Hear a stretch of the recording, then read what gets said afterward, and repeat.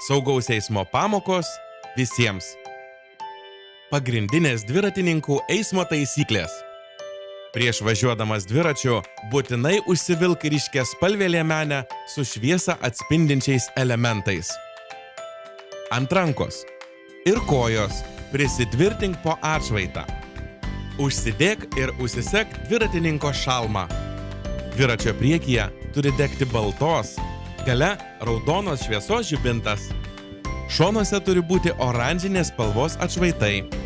Važiuoti dviračiu gali tik dviračių takais arba dviračių juostomis. O kur jų nėra, važiuojamosios dalies kraštinė dešinė eismo juosta, kuo arčiau jos krašto. Tose vietose, kur eismą reguliuoja šviesoforas, paisyk jo signalų. Nori pasukti į kairę? Jei eismas intensyvus, nulipk nuo dviračio ir persivesk per pėsčiųjų perėją arba sankryžą. Perėję dviratininkas visada privalo persivesti dviratį, o ne važiuoti. Kelyje pasitaikė kliūtis? Įsitikink, kad saugu. Parodyk įspėjamąjį signalą. Apvažiuodamas kliūtį, nuo jos nutolk minimaliai.